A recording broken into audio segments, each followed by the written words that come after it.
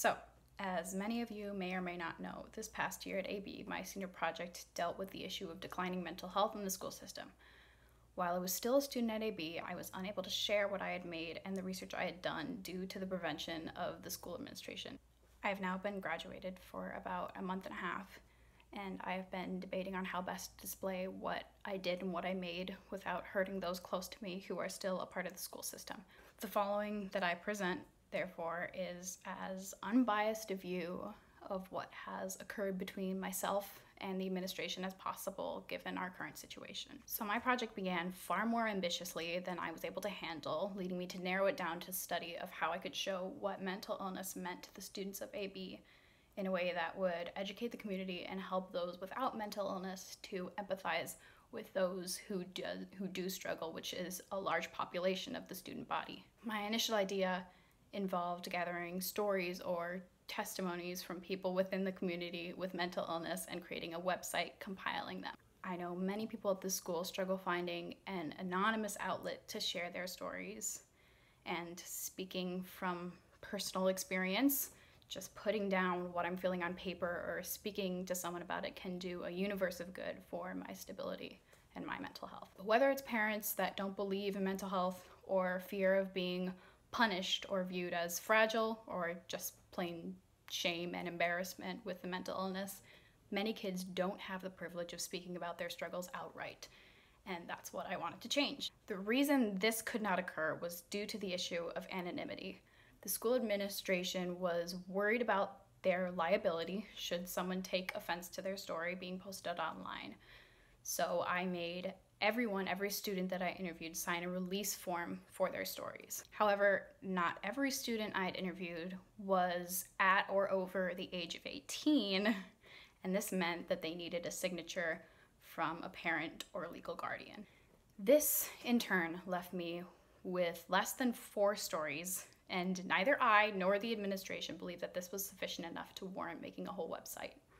And ultimately, they didn't approve that plan. This was about a month away from when I had to present. With the added pressure of AP exams and committing to college, I did not have as much time as I would have liked. I knew I would need time to submit whatever product I made for approval from the administration at least a week prior to when my presentation was going to be. I also knew that the administration would most likely ask to see the signature of whoever's material I used, which would technically violate the confidentiality agreement I had made with every student I had interviewed. And besides that, I knew I wouldn't be able to find a student who was willing to share their identity and deepest secrets with the high school administration. So I ended up making a video using audio I'd recorded towards the end of my junior year.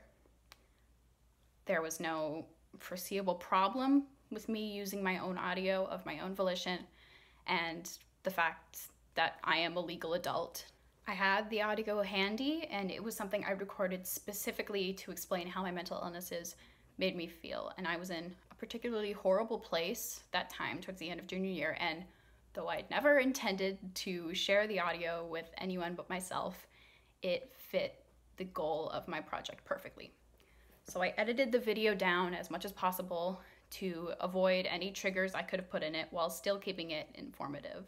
I requested to show it to my class as my final tangible product, keeping my own identity anonymous with the class and warning them beforehand about any material that they might find triggering. The administration has been saying that they want to open up the dialogue between students and adults regarding mental illness, which I believe is a very important and smart thing to do at this point in time. A lack of conversation regarding this subject can lead to severe misunderstanding, misinformation, bias, and silence on issues that must be addressed. I believe the administration does want to help the student body, but I also believe they do not know how. My video was not approved by the administration for me to show, and I was ultimately left with nothing to show for my project, which I obviously do not blame entirely on them. However, I still do not quite understand, though I asked and they did explain it to me as best as they could, why I wasn't allowed to show this video, but please judge for yourself. It doesn't really feel like it to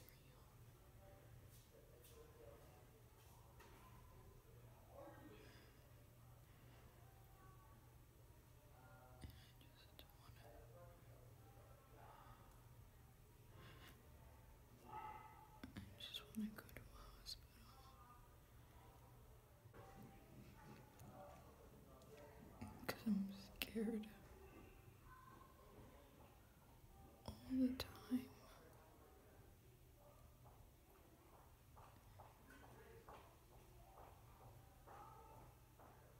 And it makes me so tired.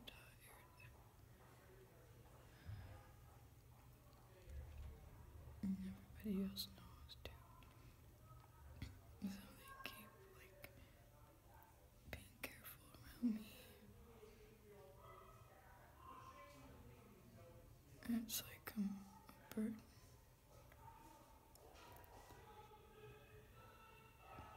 It's not really that I want to die, it's just that I don't want to be alive.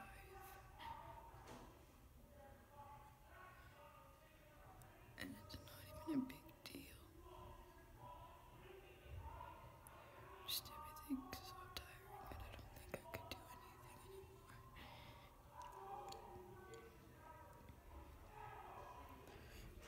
And I want to have a future too.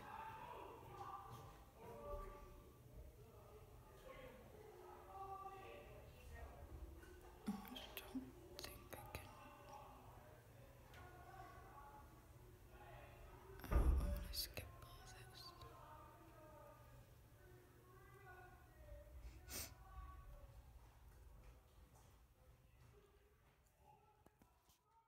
So again, I have full rights to display this audio as it is my own voice and my own words, and I am a legal adult. In fact, I want this audio to be displayed in a wide audience, wider than any high school classroom that I had originally intended it to be shown for.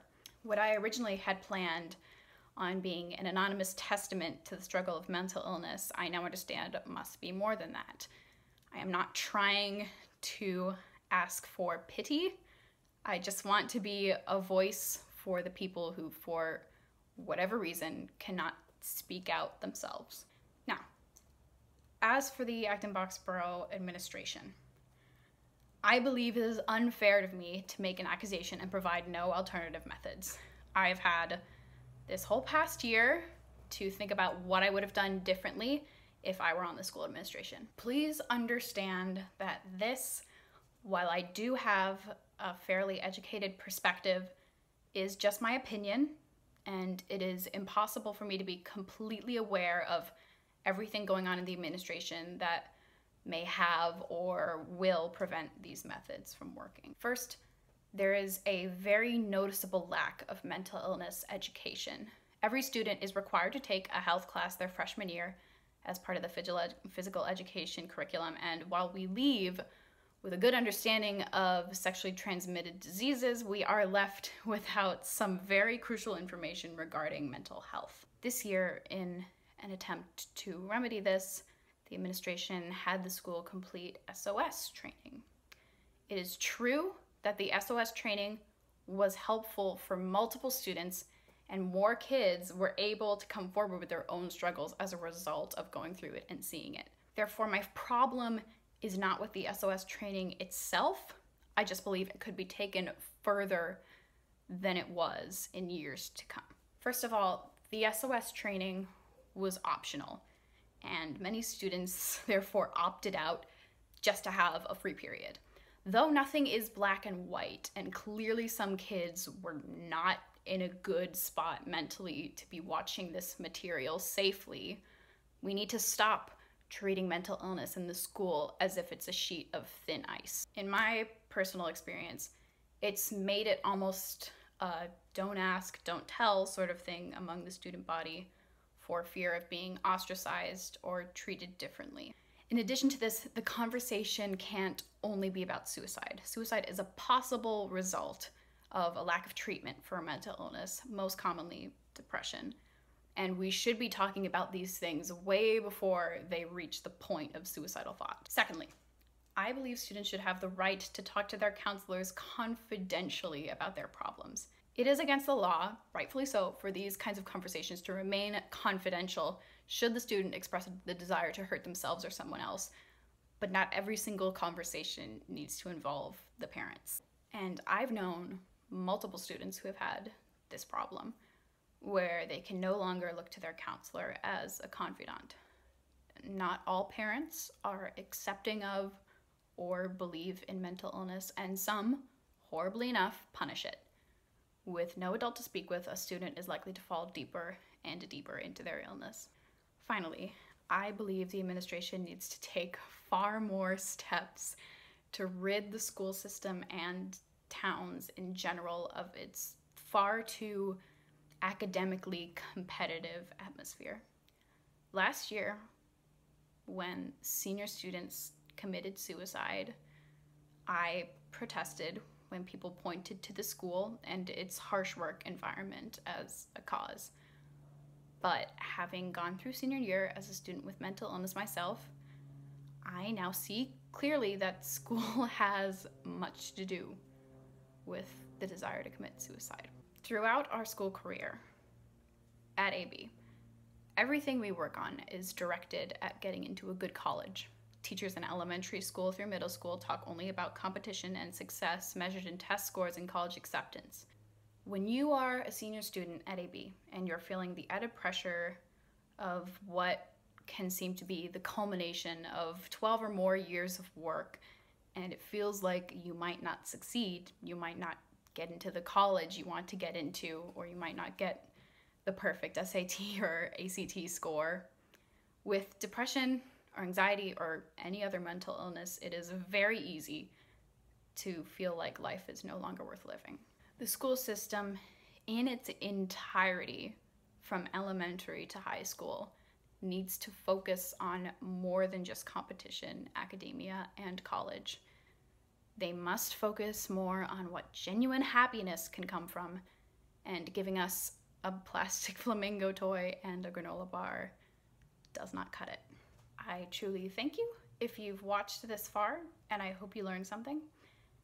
If you have any questions or if you need someone to talk to, please feel free to contact me, and please check out the William James interface for Acton Boxborough students.